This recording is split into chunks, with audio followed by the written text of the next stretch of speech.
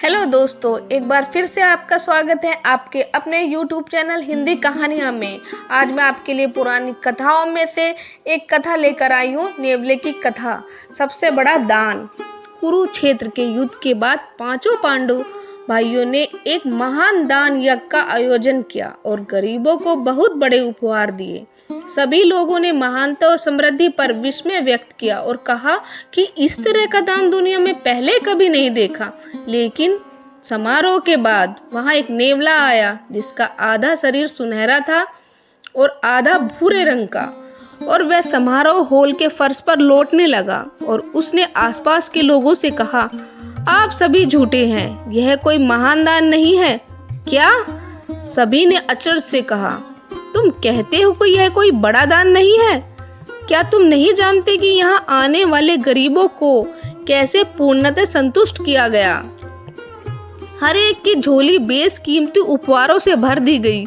ऐसा महान दान ना पहले कभी हुआ है ना कभी होगा। लेकिन नेवला उनकी बातों से संतुष्ट नहीं हुआ। वह बोला, एक बार एक छोटा सा गांव था। उसमें एक गरीब ब्राह्मण अपनी पत्नी, बेटे और बहू के साथ रहता था। वे बहुत गरीब थे और जीवन यापन के लिए वे उपदेश के बदले में मिलने वाले दान पर निर्भर रहते थे। लेकिन एक बार उस गांव में 3 साल का अकाल पड़ा। गरीब ब्राह्मण के परिवार का निर्वाह होना बहुत कठिन हो गया। आखिर में गरीब ब्राह्मण बड़ी मुश्किल से भूख से बिलखते अपने परिवार के लिए कहीं से जौ का आटा लेकर आया। बिना किसी देरी के परिवार ने इससे रोटियां तैयार की। आटा कम होने के कारण 4 रोटियां ही बन पाई। सभी के हिस्से में एक एक रोटी आई। मैं चुपचाप एक कोने में बैठा हुआ ये सब देख रहा था कि काश मुझे भी कुछ खाने को मिल जाए, पर होनी में तो कुछ और ही लिखा था। चारों रोटी खाने को तत्पर हुए कि तभी किसी ने दरवाजे पर दस्तक दी। पिता ने दरवाजा खोला। वहाँ एक अतिथि खड़ा था। अतिथि ने ब्राह्मण से कहा, मैं कई दिनों से भूखा हूँ, मुझ पर कृपा करिए, मेरे प्राण भूख से बचा लीजिए। अतिथि को भगवान का दर्जा देने वाला ब्राह्मण फौरन बोला, आपका स्वागत है, कृपया अपना स्थान ग्रहण कीजिए, मैं अभी आपको भोजन कराता हूँ। और ऐसा कहकर उस निर्धन ब्राह्मण ने अपने हिस्से की रोटी अतिथि के सामने परोस दी। अतिथि तो मानो बरसों से भूखा था। पलक झपकते ही उसने रोटी खत्म कर दी और बोला, ओह, आपने तो मुझे मार ही दिया। मैं 10 दिनों से भूखा हूँ और एक रोटी से मेरा कुछ नहीं होने वाला। इससे तो मेरी भूख और भी बढ़ गई। जल्दी से और रोटियां लाइए।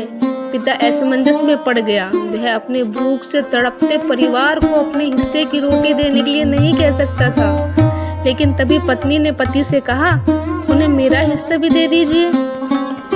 पति ने इनकार कर दिया। तब पत्नी ने जोर देकर कहा, यह मेरा एक पत्नी के रूप में कर्तव्य है। फिर उसने अतिथि को अपना हिस्सा दे दिया। उसे खाने के बाद अतिथि और रोटियां मांगने लगा। इस बार बेटा आगे बढ़ा और यह बोलते हुए अपनी रोटी अतिथि को परोस दी कि यह एक बेटे का कर्तव्य है कि वह अपने पिता की सम्मान रखने में कोई कसर न छोड़े। अतिथि ने बेटे का हिस्सा भी खाया, लेकिन फिर भी असंतुष्ट रहा। तब बेटे की पत्नी ने भी उसे अपना हिस्सा दे दिया। अतिथि अब संतुष्ट था, उसे अपनी पर्याप्त खुराक मिल चुकी थी। वह उन्हें आशीर्वाद दे वहां से चला गया। लेकिन अतिथि के जाने के बाद कुछ देर बाद ही उन चारों अभावों की भूखमरी से मौत हो गई। फिर नेवला आगे बोला, उन चारों को मरा देख मैं वहां से घबराकर भागा। तभी मेरे शरीर का कुछ भाग जमीन पर गिरे आटे के कणों से छू गया और जैसा कि आप देख सकते हैं, तभी से मेरा आधा शरीर सुनहरा हो गया। तब से मैं पूरे देश का भ्रमण कर रहा हूँ कि कहीं तो मुझे उस तरह का एक और महान दान देखने को मिल जाए और वहाँ की पवित्र भूमि पर लौटकर मैं अपना बाकी का शरीर भी सोने में बदल सकूं। लेकिन अब तक मुझे उस उच्च कोटि का दान देखने को नहीं मिला। इसलिए मैं कहता हूँ कि यह कोई महान दान नहीं है। दोस्तों, ऐसी ही रोचक कहानियों के लिए सब्सक्राइब करें हमारे YouTube चैनल हिंदी कहानियाँ को। Please like, share and comment. धन्यवाद।